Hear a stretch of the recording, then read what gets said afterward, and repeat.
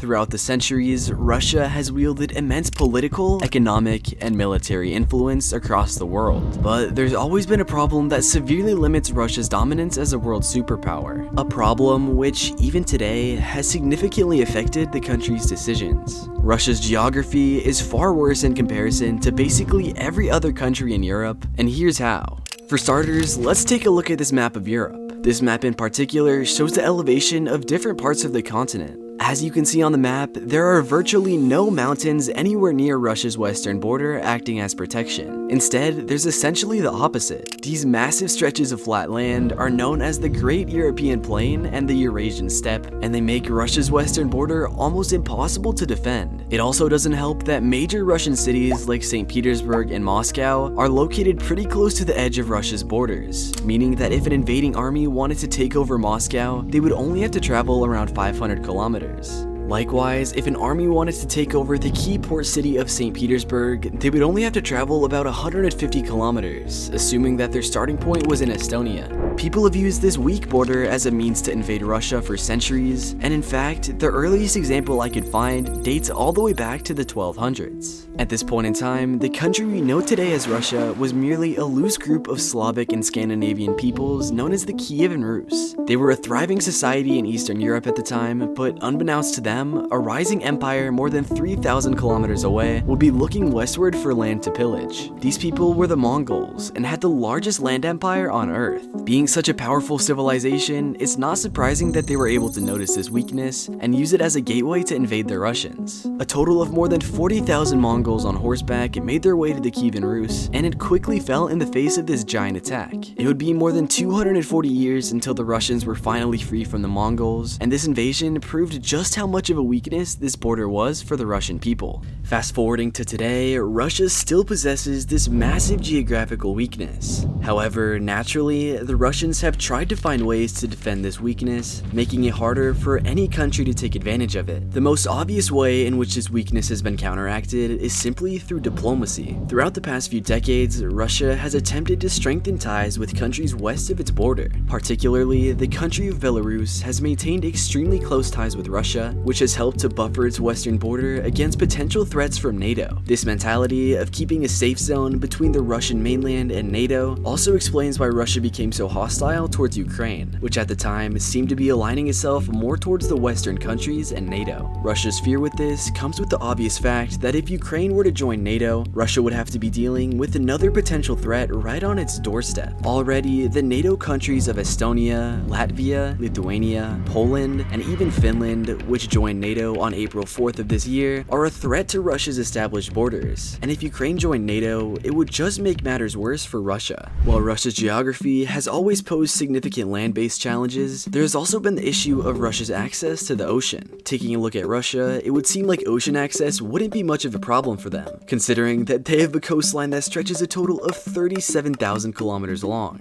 And while Russia does indeed have a large amount of ports along the coast, these ports all possess a variety of issues. Ports like Vladivostok and Magadan on the eastern side of Russia experience frozen coasts during the cold months of the year. Even on the other side of Russia, the major port of St. Petersburg is known to freeze regularly. However, for a lot of these ports, the cold isn't even the largest problem. You see, Russia's ocean access is fundamentally limited by its location. For example, the port of Novorossiysk on the Black Sea is ice-free year-round, but as you can see on the map, to get to the open ocean, it has to travel through the Bosphorus Strait, a waterway controlled by the NATO country of Turkey. Similarly, the Baltic Sea, which is home to several of Russia's largest ports, runs into the same problem. To get to the ocean, Russian ships need to pass through one of these two Danish-controlled straits, and Denmark, just like Turkey, is another NATO member. Back over on the east side of Russia, the important port of Vladivostok, along with many others, face the problem of entering the Pacific Ocean. To get ships from ports like Vladivostok out into the open ocean, they have to get through the Sea of Japan, a body of water which, as the name suggests, is controlled by Japan. And while Japan isn't in NATO, it's an extremely strong ally of the United States. Hopefully, you can start to see a pattern emerge, and obviously, this presents a huge problem for Russia. If the Russian government ever wanted to attack a NATO country at any point in time, then their access to the ocean would be severely restricted by NATO, whose member countries would blockade Russia through each of these choke points. If NATO ever chose to blockade these waterways, Russia's international trading capabilities would be extremely hindered. Even though Russia would still have access to the Arctic Ocean and the ports surrounding it, as we saw earlier with Vladivostok and Magadan, it tends to get a little bit cold up there. The only exception to the freezing cold temperatures of the Arctic Ocean is the port of Murmansk. This port, despite being located in the Arctic Circle, manages to be completely ice-free year-round. Now, you might think that because Murmansk technically has access to the ocean, that it would be easy for it to trade with other countries no matter what NATO does. However, this couldn't be further from the truth. Ships coming from Murmansk run into the same problem of entering the ocean. You see, the only plausible way for ships from this port to get into the open ocean is either by going between the UK and France, going in between the UK and Iceland, or by going through the Bering Strait, a waterway separating Russia and Alaska. With these two routes, it's pretty obvious what the problems are. It wouldn't be difficult for the United States or other NATO countries to take control of these waterways, limiting Russia's access to the ocean. However, with this third route, the problem is a little bit more complicated. This route runs right through a region called the GI-UK Gap, more formally known as the Greenland-Iceland-United Kingdom Gap. This area is heavily monitored by NATO, whose member countries have established a network of radar stations and other intelligence gathering assets to monitor activities in the region. The immense surveillance on this part of the ocean would make it incredibly challenging for unauthorized ships, for example ships from Russia, to pass through undetected. This whole problem of Russia's access to the ocean has had a huge effect on its power throughout the world.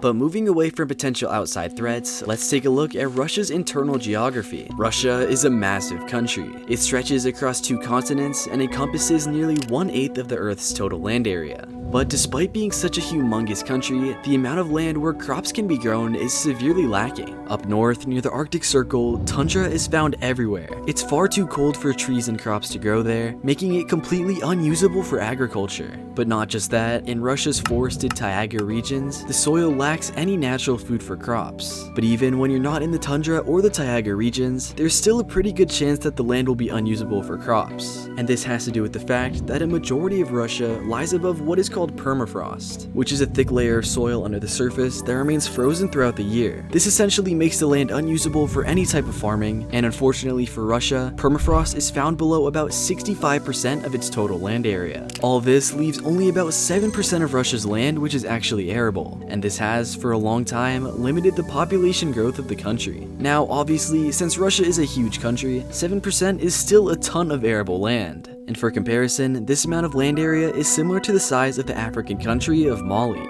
But even though there still might be a decent amount of land, the thing about this farmland is that it only has a growing season of around 5 to 6 months. This is significantly less than the 9-month growing season of Western Europe.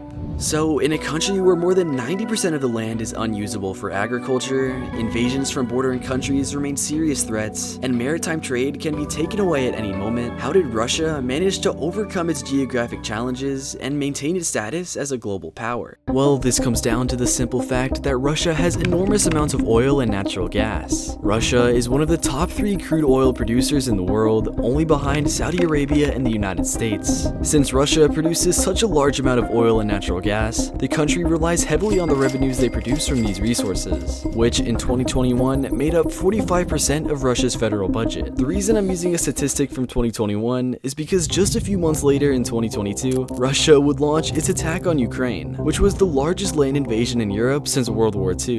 Up until this point, Russia had been the main oil and natural gas supplier for Europe. But after news broke of this invasion, everything changed for Russia. Not wanting to support Russia's violent actions, the international community, including some of Russia's most important trading partners in Europe, decided to impose sanctions on Russian oil. This means that European countries, which had previously been Russia's largest customers, gradually stopped their dependency on Russian oil and gas products. With its biggest market no longer a viable option for trade, Russia had to turn its eyes towards other countries. Vladimir Putin decided that countries in Asia were the best option, and during 2022, Russia was able to redirect its oil exports to many different Asian countries. And surprisingly, this strategy actually worked. Russia not only retained the oil money it had previously gotten, but it also increased its revenue from energy exports. This was something that greatly surprised the West, who thought that their sanctions on Russian oil would surely crumble the country's economy. Some sources predicted that Russia's GDP would shrink by as much as 11% that year. What they were met with was only a decrease of 2.1%, basically nothing compared to what was predicted. So it's safe to say that Russia's global influence, at least in the world of fossil fuels, isn't going away anytime soon.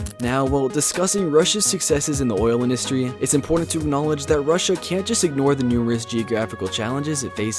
Every single Russian leader, from Stalin to Gorbachev and now Putin, has been plagued with the same challenges concerning Russia's geography. Each of these leaders had their own way of dealing with these problems, and it'll be interesting to see how Putin and future leaders of the country take on these issues. Anyways, thanks so much for making it this far into the video. If you want to support the channel even more, make sure to join my Discord, which is linked down below. Other than having a great community of people who like geography, the server has a few unlisted tutorials on how I create my animations. So if you're trying to get into After Effects, these tutorials would be a good place to start. With all that being said, I'll see you guys in the next video.